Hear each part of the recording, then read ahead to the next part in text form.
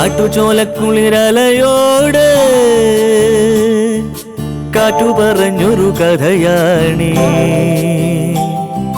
കുരുന്നുപൂവിൻ കവിളുരുമി കരിവണ്ടോതിയ കഥയാണീ. കാട്ടുചോലക്കുളിരലയോട് കാറ്റു പറഞ്ഞൊരു കഥയാണീ. കുരുന്നുപൂവിൻ കവിളുരുമി കരിവണ്ടോതിയ കഥയാണീ. കഥ കഥ കഥ കാക്കത്തൊള്ളായിരം, കഥ കഥ കഥ കാക്കത്തൊള്ളായിരം.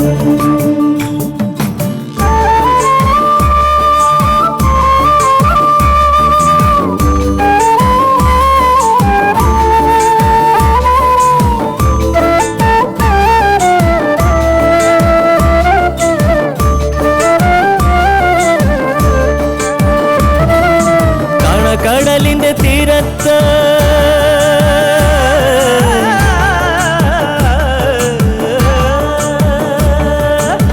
കടലിന്റെ തീരത്തണയണ തിരകൾ പറയണ കഥയാണ്. കായലോളത്തിലെ കളിയോടം കണ്ട കന്നിനിലാവിന്റെ കഥയാണ്. പടവരമ്പത്തെ പുൽനാമ്പിനോട് പുലരി പറഞ്ഞൊരു കഥയാണ്. മാനം മുട്ടണ കൊടുമുടിയോട് മൂവന്തി പറയണ കഥയാണ്. മൂവന്തി പറയണ കഥയാണ്. കഥ കഥ കഥ കാക്കത്തൊള്ളായിരം. നിങ്ങളോട് രണ്ടുപേരോടും തുള്ളണോന്ന് ഞാൻ പറയണില്ല. തുള്ളുന്ന എന്നോടൊപ്പം കഴിയുമെങ്കിൽ ഒന്ന് നിന്ന് തന്നാ മതി.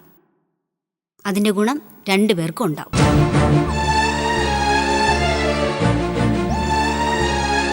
എന്തോന്നാടി ഇവളീ പറഞ്ഞിട്ട് പോയെ? എനിക്കൊന്നും മനസ്സിലായില്ല. അമ്മയ്ക്ക് വേറെ പണിയൊന്നുമില്ലേ? കള്ളു കുടിച്ചിട്ട് വായി തോന്നുന്നൊക്കെ പറയുന്നതാ. ആ പാവം ചേച്ചി വിശ്വസിച്ചിരിക്കുക. ലക്ഷങ്ങളിട്ട് അമ്മാനമാടുന്നു പോലും. അവൾ അത്ര പൊട്ടിയൊന്നുമല്ല. എന്തെങ്കിലും കാര്യമില്ലാതെ അവൾ അങ്ങനെ പറയില്ല. ഇവിടെ 3 നില മണിമാളിക പണിയെന്ന് പറഞ്ഞത് അമ്മ വിശ്വസിച്ചോ? അത് ഞാൻ വിശ്വസിച്ചിട്ടൊന്നുമില്ല. എന്നാൽ ലക്ഷങ്ങളിട്ട് അമ്മാനമാടലും വിശ്വസിക്കണ്ട. കളിന്റെ പുറത്ത് ഓരോന്ന് പറയുന്നതാ. എടി സുമം, ഇപ്പോൾ നല്ല ഫ്രിഡ്ജ് ഏതാടി? ഫ്രിഡ്ജോ? എന്താ മനസ്സിലായില്ലേ? സാധനങ്ങളൊക്കെ കേടുവരാതെ സൂക്ഷിക്കാൻ പറ്റിയ സാധനം, അതിന്റെ പേരാണ് ഫ്രിഡ്ജ്. ഇപ്പൊ മനസ്സിലായോ? ഫ്രിഡ്ജിന്റെ കാര്യം മനസ്സിലായി. ഇപ്പൊ ചോദിക്കാനുള്ള കാര്യം എന്താ? ഒരെണ്ണം വാങ്ങിക്കാൻ. ആർക്ക്? നമുക്ക്. അല്ലാതെ പിന്നെ ആർക്കാ? ചേട്ടന് ഇനി മുതല് തണുത്ത വെള്ളം വേണം. അതിനാൽ ഒരു ഫ്രിഡ്ജ് വാങ്ങിക്കാന്ന് വിചാരിച്ചു. വാങ്ങിക്കുന്നേക്കെ കൊള്ളാം. ഒടുവിൽ പോലീസുകാർ ഇവിടെ കയറി ഇറങ്ങാതിരുന്നാ മതി. കേട്ടോ കേട്ടോ അമ്മ ഇവളുടെ സംസാരം? അവള് പറഞ്ഞാലും കാര്യമില്ലേ? അപ്പോ എന്റെ ചേട്ടൻ കള്ളനെന്നാണോ അമ്മ പറയുന്നത്? മോഷ്ടിച്ചിട്ടുണ്ടെന്നല്ലേ ഈ പറഞ്ഞതിന്റെ അർത്ഥം? എന്റെ ചേട്ടൻ ഇതുവരെ മോഷ്ടിച്ചിട്ടില്ല, ഇനി മോഷ്ടിക്കേയില്ല. ചേച്ചി ഉറങ്ങിക്കിടന്നപ്പോ താലി കോർത്തിട്ടിരുന്ന മാല ഊരിക്കൊണ്ട് പോയത് മോഷണമല്ലേ? അതെങ്ങനെ മോഷണാവും? എന്റെ മാലയല്ലേ ഊരിക്കൊണ്ട് പോയത്? എന്നിട്ട് അന്നിങ്ങനെയൊന്നും അല്ലല്ലോ പറഞ്ഞത്. അത് എന്നോട് ചോദിച്ചില്ല എന്നുള്ള പരാതിയെ ഞാൻ പറഞ്ഞു. അങ്ങനെ ഒരു ചെറിയ കാര്യത്തിനാണോ മാല മോഷ്ടിച്ചെന്നും പറഞ്ഞ് പോലീസിൽ പരാതി കൊടുക്കാൻ പോയത്?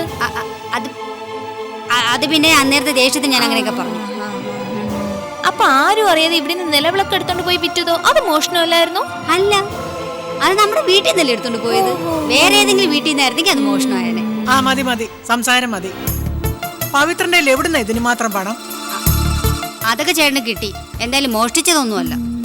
ആരെങ്കിലും വെറുതെ കൊടുത്തായിരിക്കും അമ്മേ. നിന്നോട് തർക്കിക്കാൻ ഞാനില്ല. അമ്മേ, ഒരു കാര്യം ഞാൻ ഉറപ്പിച്ചു പറയാം. എന്റെ ചേട്ടൻ ആരുടെ ഒരു നയാ പൈസ മോഷ്ടിച്ചിട്ടില്ല, മോഷ്ടിക്കേയില്ല.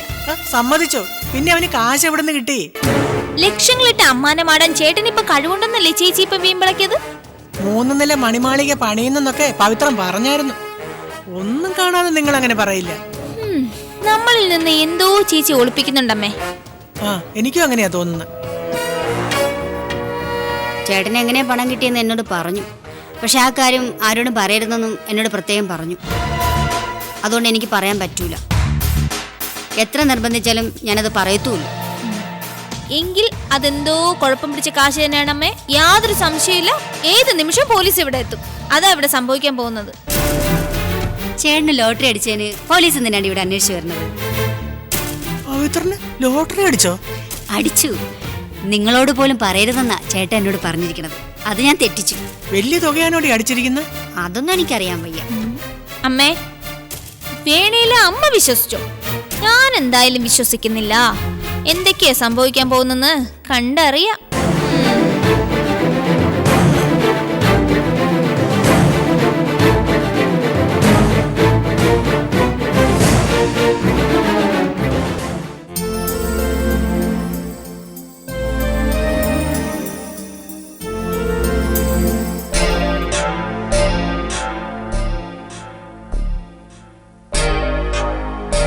ആരെയാ നീ വിളിക്കുന്ന?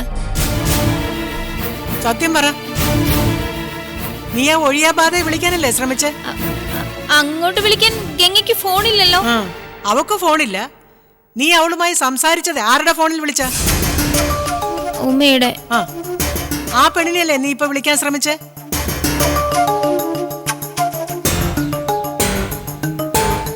അവളെ അല്ലേ വിളിച്ചെന്ന് എന്റെ തലയെ തൊട്ട് സത്യം ചെയ്. ഉമ്മയെ വിളിച്ചതാ. എന്തിന്? ഞാൻ സംസാരിച്ചൊന്നുമില്ലല്ലോ, പിന്നെന്താ? നീ എന്തിനാ അവളെ വിളിച്ചേ? എന്റെ ചോദ്യം അതാ. അതിന്റെ മറുപടി പറ. ഗംഗ എവിടെയുണ്ടെന്ന് അറിയാനാ വിളിച്ചത്. ഇത്രയും കോലാഹലങ്ങളൊക്കെ ഇവിടെ നടന്നിട്ട് നിനക്ക് മതിയായില്ലേ? അവളെ ഒഴിവാക്കാൻ വേണ്ടി ഞാനും സുലോചനയും പെട്ട പാട് നീ കണ്ടോണ്ടിരുന്നതല്ലേ? എന്നിട്ട് നീ ആ വയ്യാവേലിയെ ഇങ്ങോട്ട് വലിച്ചഴിച്ചോണ്ട് വരാനല്ലേ ശ്രമിക്കുന്നത്? ഗംഗയെ ബാഹുലേൻ സാറിന്റെ വീട്ടിൽ കയറ്റില്ലെങ്കിൽ വലിയ കഷ്ടമല്ലേ അമ്മേ? പുകഞ്ഞ കൊള്ളി പുറത്ത്. അവിടെ കാര്യത്തിൽ ഞാൻ അങ്ങനെയാ കണ്ടിരിക്കുന്നത്. ബാഹുലേൻ സാറിന്റെ വീട്ടിലേക്ക് അവളെ കയറ്റിയില്ലെങ്കിൽ എനിക്ക് ഒരു വിഷമവും ഇല്ല. ആ വാര്യർ സാറിനോട് അമ്മയും ചേച്ചിയും കൂടെ എന്തൊക്കെയാ പറഞ്ഞു പിടിപ്പിച്ചത്? ഗംഗയെ ഈ വീട്ടിലേക്ക് കയറ്റില്ലെങ്കിൽ വേണ്ട. ഒരാളെ കുറിച്ച് ഇങ്ങനെയൊന്നും ഒരിക്കലും പറയാൻ പാടില്ല അമ്മേ. ഞങ്ങൾ അങ്ങോട്ട് പറഞ്ഞതേ നിനക്ക് കുറ്റമായിട്ട് തോന്നിയുള്ളൂ. ആ താടിക്കാരൻ തീവ്രവാദി ഈ വീട്ടിൽ കയറി വന്ന് നമ്മളെ ഭീഷണിപ്പെടുത്തിയതിന് നിനക്ക് ഒരു സങ്കടവും ഇല്ലേ?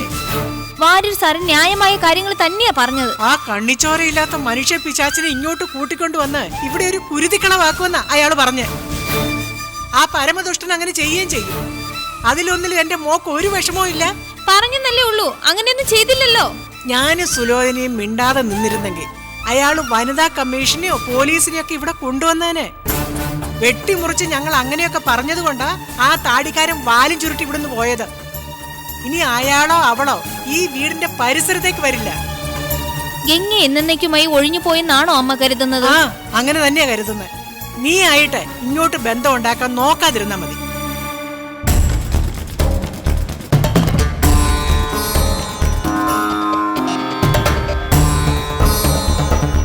ഈ കാര്യത്തില് നിന്നെ എനിക്ക് ഒട്ടും വിശ്വാസമില്ല. ഇനി അവരെ ഒന്നും വിളിക്കില്ലെന്ന് സത്യം ചെയ്. ഇടി സത്യം ചെയ്യാൻ. അതിന് സത്യം ചെയ്യേണ്ട കാര്യമൊന്നുമില്ല. എന്നെ വിശ്വസിക്കാമെങ്കിൽ വിശ്വസിച്ചാ മതി. ആ, എനിക്ക് നിന്നെ വിശ്വാസമില്ല. നീ സത്യം ചെയ്തില്ലെങ്കിലേ നിന്റെ കയ്യിലിരിക്കുന്ന ഫോൺ എടുത്ത് അടുപ്പിലിട്ട് ഞാൻ ചൂടും. എന്തിനാ അമ്മ ഇങ്ങനെ വാശി പിടിക്കുന്നത്? നീ സത്യം ചെയ്യുന്നുണ്ടോ ഇല്ലയോ? വിളിക്കില്ല. ഇനി ആരെയും വിളിക്കില്ല. പോരെ? അമ്മ ഈ ചെയ്യുന്നതിനൊക്കെ ഒരുപാട് സങ്കടപ്പെടേണ്ടി വരും. ഗംഗയുടെ മുഖത്ത് നോക്കാൻ കഴിയാതെ അവളുടെ മുന്നിൽ മുഖം കുറിച്ച് നിൽക്കേണ്ടി വരുന്ന സന്ദർഭം അമ്മയുടെ ജീവിതത്തിൽ ഉണ്ടാവും. അല്ല, നീ എന്ത് മനസ്സിൽ കണ്ടിട്ടാ ഇങ്ങനെയൊക്കെ പറയുന്നത്? ഗംഗയെ വിളിച്ചോണ്ട് വരണമെന്ന് ഗിരിയേട്ടൻ അമ്മയോട് ആവശ്യപ്പെട്ടാൽ അമ്മയ്ക്ക് ചെയ്യാതിരിക്കാൻ പറ്റുമോ? 100 വട്ടം കഴിയും. സംശയമുണ്ടോ നിനക്ക്? ഉണ്ട്. എന്നാലേ ആ സംശയം ഇപ്പൊ അങ്ങ് മാറ്റിക്കോ. ഈ ജന്മം അവളും അവനും കൂടെ ഒരുമിച്ച് ജീവിക്കില്ല. ഗിരിയെ ഞാൻ അവളുടെ അടുത്തേക്ക് വിട്ടെങ്കിലല്ലേ അവൻ പോവൂ. ഗിരിയേട്ടൻ ഇങ്ങോട്ട് വരാതെ ഗംഗയുടെ അടുത്തേക്ക് പോയാൽ അമ്മ എന്ത് ചെയ്യും? എന്നെ ധിക്കരിച്ചിട്ട് അവൻ അങ്ങനെ ചെയ്ത. അവിടെ അടുത്തെത്തുന്നതിന് മുമ്പ് തന്നെ അമ്മയുടെ ശവം കാണാൻ അവനിവിടെ തിരിച്ചു വരേണ്ടി വരും. ഇതെന്റെ ശപഥമാ.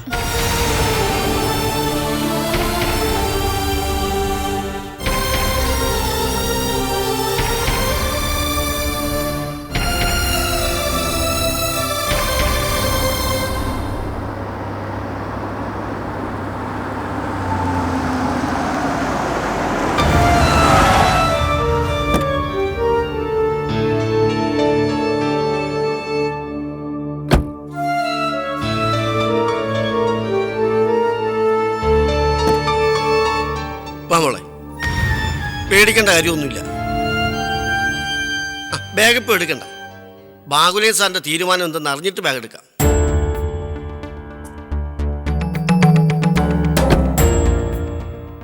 പിന്നെ പറഞ്ഞു തന്നതൊക്കെ ഓർമ്മയുണ്ടല്ലോ. മോളിയാ പോരാ, ഇവിടെ താമസിപ്പിക്കാൻ ബാഹുലേൻ സാർ വിസമ്മതം പ്രകടിപ്പിക്കുകയാണെങ്കിൽ മുല്ലമറ്റത്ത് ഞാൻ താമസിച്ചു കൊള്ളാമെന്നും വീടിന്റെ താക്കോൽ തരണമെന്നും ധൈര്യമായിട്ടങ്ങ് പറയണം. അമ്മയുടെ കാര്യം, ശാരദയെടുത്തിയുടെ കാര്യവും അപ്പൊ സംസാര വിഷയമാവും. മോൾ ആവശ്യപ്പെടാതെ തന്നെ ശാരദയെടുത്തി അവർ പുറത്താക്കും. എനിക്കൊന്നും സംസാരിക്കാൻ പറ്റില്ലെന്നുള്ള കാര്യം മോൾ ഓർത്തോളണം.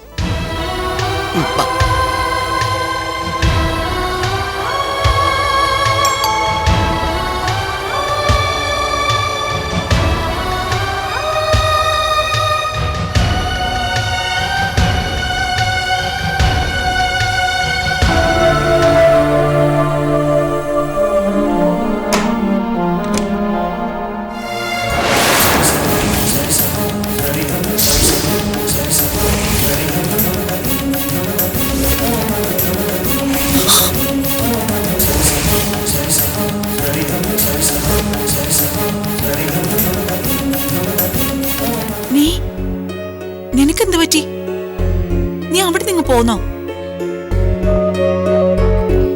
പോന്നതല്ല, ഇറക്കി വിട്ടതാ. എന്തിന്? കള്ളം പറഞ്ഞായിരുന്നല്ലോ അവിടെ താമസിച്ചിരുന്നത്. ആ കള്ളം പൊളിഞ്ഞു.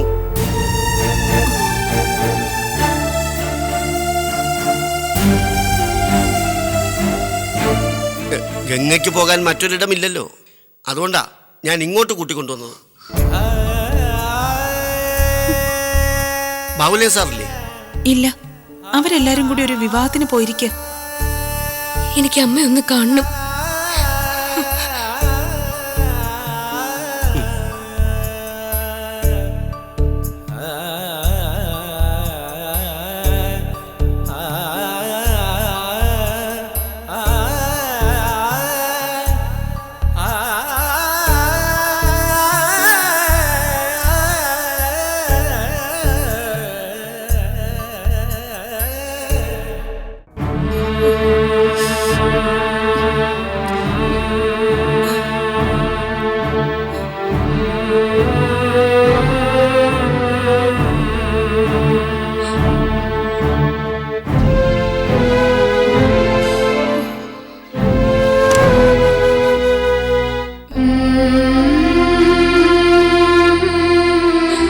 അമ്മേ,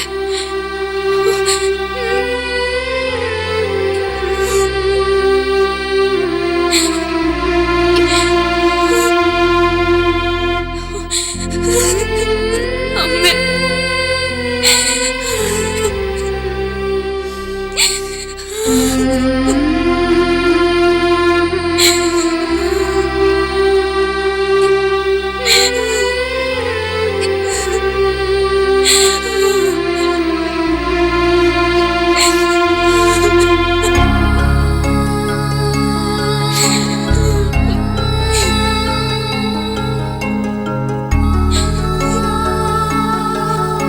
ചിലപ്പോ ഇങ്ങനെ വിളിച്ചാലും പറഞ്ഞാലും ഒന്നും കേൾക്കില്ല.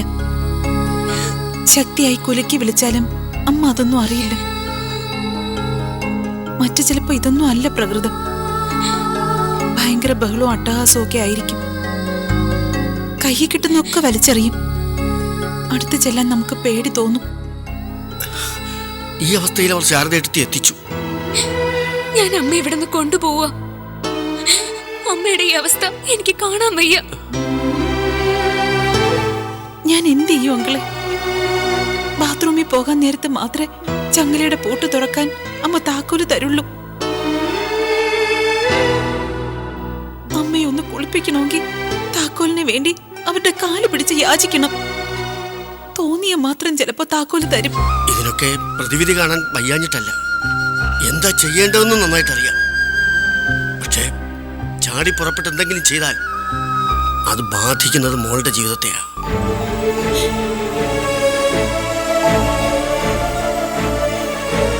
അതുകൊണ്ടാ ഒന്നിനും മുതിരാതിരിക്കുന്നത്. ഇനി ഒന്നും നോക്കാനില്ല ചേച്ചി, കൂടുതലൊന്നും ആലോചിക്കാനുമില്ല. ഞാൻ ഇപ്പൊ അമ്മയെ കൊണ്ടുപോകും. എനിക്കിപ്പൊ എന്റെ അമ്മയെ കൊണ്ടുപോകണം. അമ്മയെ കുറിച്ച് എന്റെ മനസ്സ് ഉരുകുന്നില്ലെന്നാണോ നീ വിചാരിക്കുന്നത്? എന്റെ സങ്കടം കാണാൻ പോലും നമ്മുടെ അമ്മയ്ക്ക് കഴിയുന്നില്ല. എന്റെയോ നിന്റെയോ കണ്ണൊന്നും നിറഞ്ഞ് സഹിക്കാൻ പറ്റാത്ത നമ്മുടെ അമ്മയുടെ മുന്നിൽ ഈ ഒഴുക്കുന്ന കണ്ണീർ നമ്മുടെ അമ്മയ്ക്ക് തിരിച്ചറിയാൻ പോലും കഴിയുന്നില്ല. അത് ഓർക്കുമ്പോഴാ എനിക്ക് മതി. ഇനി അമ്മ ഇങ്ങനെ നരകിപ്പിക്കാൻ ഞാൻ സമ്മതിക്കില്ല. കാരണങ്ങളെ, നമുക്കിപ്പൊ തന്നെ അമ്മയെ കൊണ്ടുപോവാം. സഹിക്കാൻ പറ്റാത്ത സങ്കടം കൊണ്ടാ മോൾ ഇങ്ങനെയൊക്കെ പറയുന്നതെന്ന് എനിക്കറിയാം.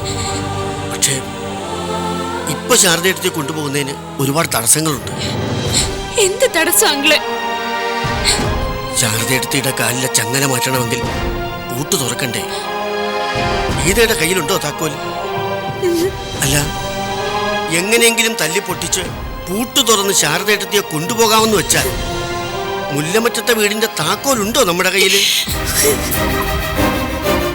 അതും പോട്ടെ, ഇവിടെ ആരും ഇല്ലാത്ത സമയത്ത് ശാരദയെടുത്തിയെ കൊണ്ടുപോയാൽ ഗീതയുടെ ഇവിടുത്തെ അവസ്ഥ എന്താവും?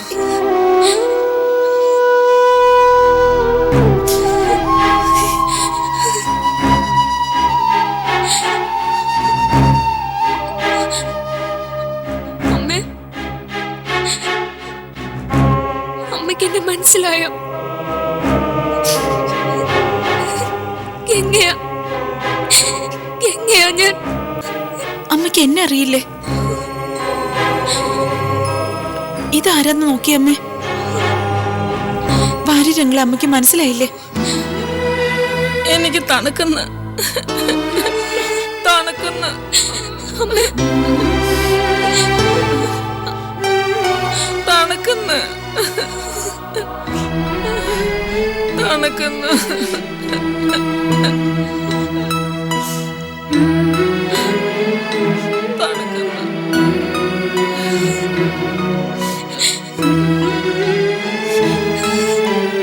മോളെ, സഹിക്കാൻ വയ്യ. എനിക്ക് വയ്യ ഇതൊന്നും കാണാൻ.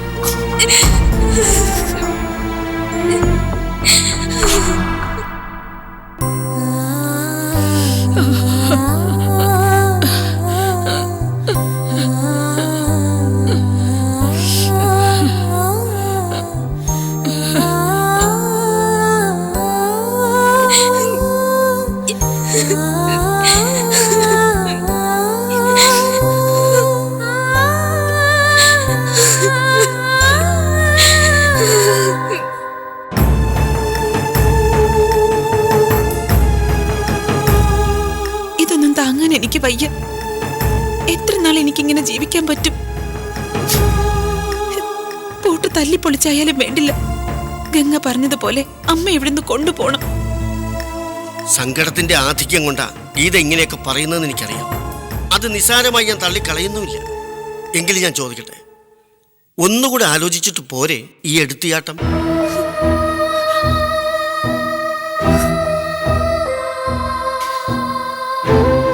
ഞാൻ പിന്നെ എന്ത് ചെയ്യണോ അങ്കിള്? അമ്മ ഇവിടെ ഇട്ടിട്ട് വീണ്ടും നരകിപ്പിക്കണോ? ശാരദയെടുത്തെ കൊണ്ടുപോകാം. മുല്ലമറ്റത്തിന്റെ വാതിൽ കുത്തി തുറന്ന് അവിടെ താമസിപ്പിക്കുകയും ചെയ്യാം. തുടർന്നുണ്ടാകുന്ന പ്രത്യാഘാതങ്ങൾ ഞാൻ പറയാതെ തന്നെ ഊഹിക്കാവുന്നതേ ഉള്ളൂ. ഒരുപക്ഷെ മോളുടെ ഭാവി ജീവിതത്തെ തന്നെ അത് ബാധിച്ചെന്ന് വരും. എന്താ മോളുടെ അഭിപ്രായം? ഗീതയെ കുറിച്ച് ഓർക്കുമ്പോ ഓർക്കണം, നിങ്ങൾക്ക് നിങ്ങൾ മാത്രമേ ഉള്ളൂ. ഒരു പരിധിക്കപ്പുറം എനിക്കോ രുക്മിണിക്കോ ഒന്നും ചെയ്യാൻ കഴിയില്ല. ഗംഗയുടെ കാര്യം എങ്ങനെയാ അങ്കിളെ? ഇത് ഞാൻ അങ്ങോട്ട് ചോദിക്കാനിരിക്കുകയായിരുന്നു. എന്താ ചെയ്യണ്ടേ? അവരാരും ഇവിടെ ഇല്ലാത്ത സമയത്ത് അതാ എന്നെയും കുഴപ്പിക്കുന്നത്. ബാഹുലയും സാറും മറ്റും എപ്പോ വരുമെന്നറിയാമോ? അറിയില്ല. ഏത് സമയവും അവര് വന്നേക്കാം.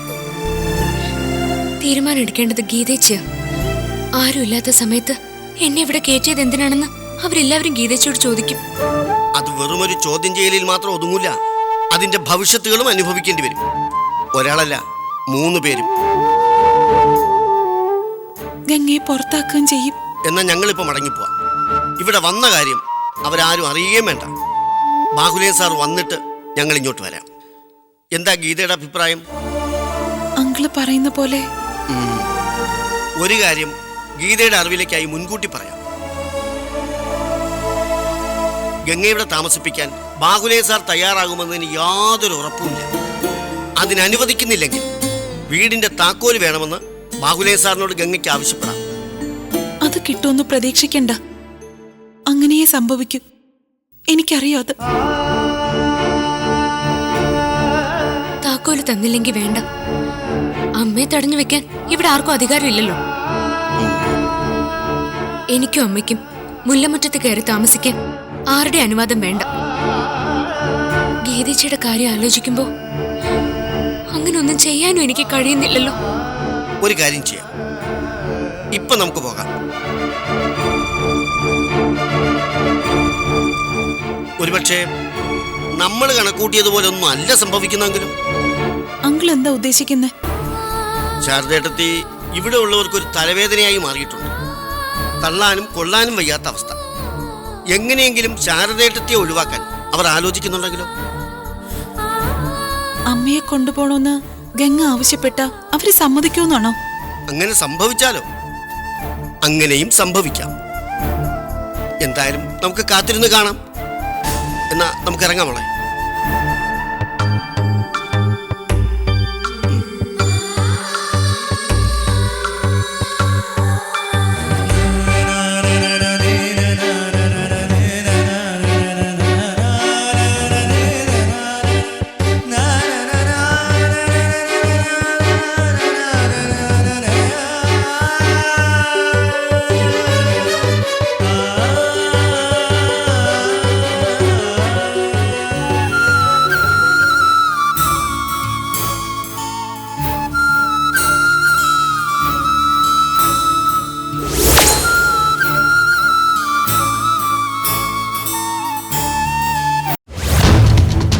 നിങ്ങളുടെ ഭാര്യയാണെങ്കിൽ രമേശൻ എന്റെ മകനാണെങ്കിൽ ദൈവത്തിനാണ് ഈ നാശത്തിനെ ഇവിടെ താമസിപ്പിക്കാൻ ഞാൻ സമ്മതിക്കില്ല. ഞാൻ നിന്റെ ഭർത്താവാണെങ്കിൽ, നീ പ്രസവിച്ച രമേശന്റെ അച്ഛനാണെങ്കിൽ ഗംഗ ഇവിടെ താമസിച്ചിരിക്കും. ഒരു കാള് പോയിട്ടൊരു മിസ്ഡ് കാള് പോലും ഇല്ല. ഇനി ഒരിക്കലും ഗിരി വിളിക്കാനും പോകുന്നില്ല. ആളുണ്ടെങ്കിലല്ലേ വിളിക്കാൻ പറ്റൂ. കാട്ടുചോലക്കുളിരലയോട് കാറ്റു പറഞ്ഞൊരു കഥയാണീ, കുരുന്നുപൂവിൻ കവിളുരുമി കരിവൻ തോതിയ കഥയാണീ. കാട്ടുചോലക്കുളിരലയോട് കാറ്റു പറഞ്ഞൊരു കഥയാണേ, കുരുന്നുപൂവിൻ കവിളുരുമി കരിവൻ തോതിയ കഥയാണേ.